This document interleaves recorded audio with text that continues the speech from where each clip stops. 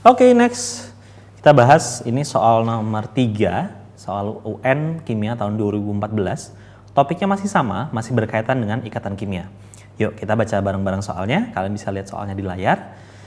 Jika ada atom X 4, jadi atom X, dia nomor atomnya 4. Kemudian dan ada atom Y itu 17, nomor atomnya, dia berikatan, maka bentuk molekul dan sifat kepolaran yang terbentuk adalah segi 4 planar dan polar, linear dan polar, tetrahedral dan nonpolar, oktahedral dan nonpolar, atau linear dan nonpolar.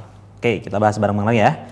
Jadi tadi kita tahu ada atom X, dia nomor atomnya 4, dan ada atom Y, nomor atomnya 17.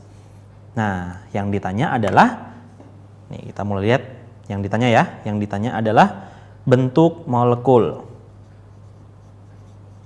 Bentuk molekulnya seperti apa? Nah, terus yang kita tahu, ini kan tadi yang ditanya adalah ini bentuk molekulnya, kemudian data yang kita punya, apa nih data yang kita punya?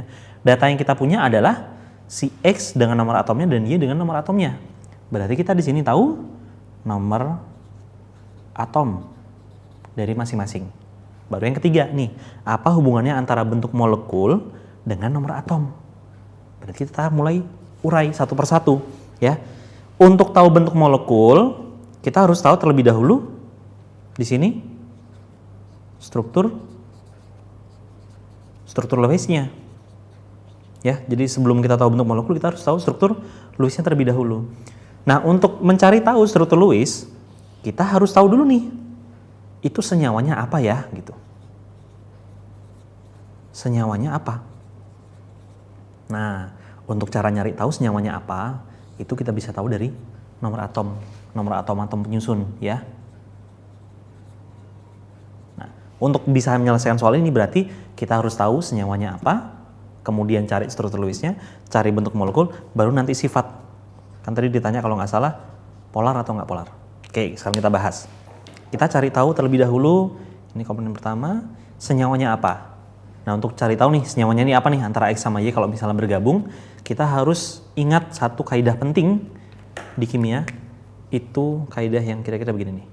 Kalau kita punya ada senyawa AX, B, Y, ya, itu nanti dia akan terurai menjadi X, A, Y plus, dan Y, B, X minus.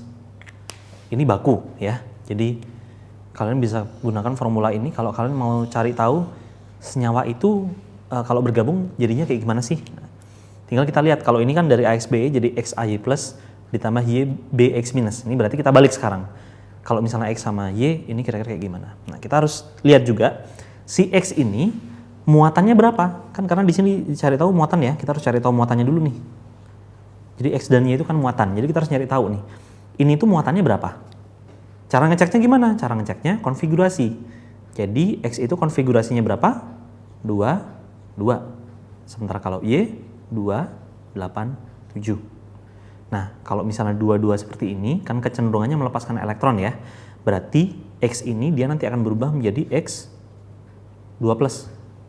Sementara yang Y, dia butuh 1 elektron lagi supaya jadi oktet. Berarti Y-nya itu Y minus. Nah, kita udah tahu nih, X 2+ dan Y minus. Kalau kita masukkan ke dalam formula ini, berarti ketika kita punya X 2+ ditambah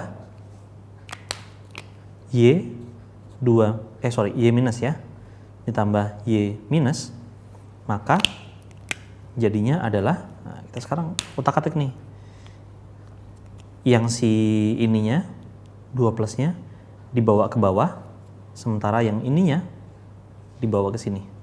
Jadinya senyawanya adalah X, Y, 2. Nah, ini senyawanya ya. Jadi senyawa yang terbentuk adalah X, Y, 2. Nah, baru setelah kita tahu senyawanya, tahap keduanya, kita cari tahu struktur Lewisnya seperti apa. Kita cek sekarang. X itu valensinya ada 2 dan Y valensinya ada 7. Berarti boleh ya kalau dibuat kayak gini, ini X valensinya 2, terus kemudian kita punya Y yang valensinya 7. 1, 2, 3, 4, 5, 6, 7. Ini ada Y, valensinya juga 7. 1, 2, 3, 4, 5, 6, 7. Nah, ketahuan nih struktur Lewisnya kayak begini. Atau kalau dibuat sama aja nih kayak X, Y, Y. Nah, dari sini aja udah kelihatan nih. Kira-kira bentuk molekulnya seperti apa? Bentuknya apa kira-kira nih kalau kayak begini? Bentuknya kayak garis lurus ya. Dan kalau garis lurus itu namanya linear. Dan sifatnya dia polar atau non-polar. Masih ingat? Kalau polar itu berarti dia elektronnya ada di salah satu sisi molekul aja. Tapi kalau non-polar biasanya dia merata. Nah, kalau kalian lihat di sini kan bentol-bentol ini ya, titik-titik ini kan representasi dari elektron ya. Berarti elektronnya dia menyebarnya secara merata. Makanya senyawa ini dia bentuknya linear dan sifatnya non-polar. Coba cek di jawabannya ada nggak linear dan non-polar? Ada ya? Jawabannya untuk soal nomor 3 ini adalah E. Oke, bisa dimengerti? Kalau udah bisa dimengerti, kita bisa lanjut ke soal berikutnya. Jadi tetap stay tune di Ini Budi.